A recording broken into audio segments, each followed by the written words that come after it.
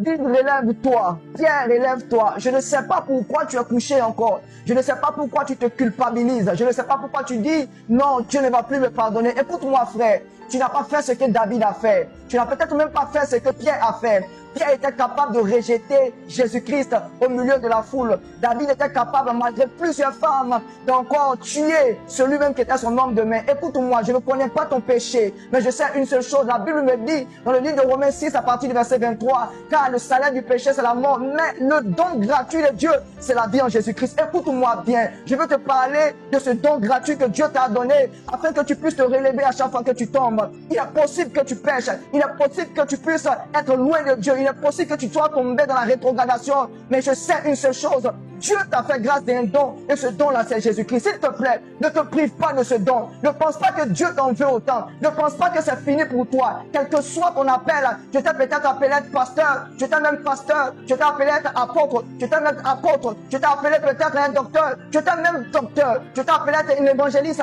Je t'ai même évangéliste en plein service, en plein exercice de ton ministère. Mais je vais te dire quelque chose. Dieu ne te rejette pas parce que tu as péché.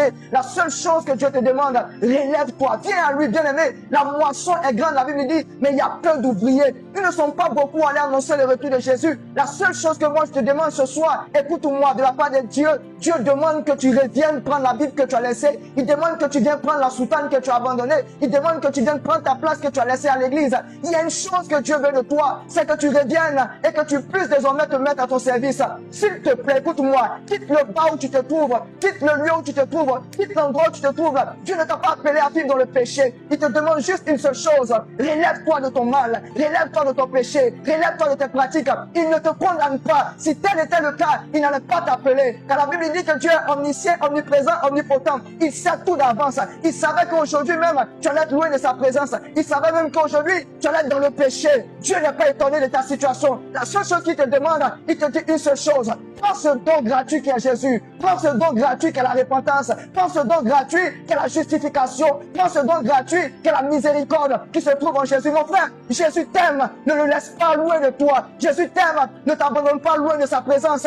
Une chose est claire, c'est que Jésus revient bientôt. Je te pose une question. Si toi qui as été mandaté à annoncer son retour dans les nations, si toi tu abandonnes cette mission, qui le fera à ta place? Écoute-moi bien, bien-aimé. Par ce message que tu entends, Jésus veut t'utiliser. Ne laisse pas loin de sa présence. S'il te plaît, ne le fais pas. Tu sais, en moi, il y a quelque chose qui boue. Cette chose-là, c'est de dire au monde entier que Jésus revient. J'ai envie de te faire comprendre que cette mission ne se fera pas sans toi. Cette mission ne s'accomplira pas sans toi. Tu es un loin de Dieu. Ne laisse pas la vie du péché te toucher. Ne laisse pas la vie de péché engloutir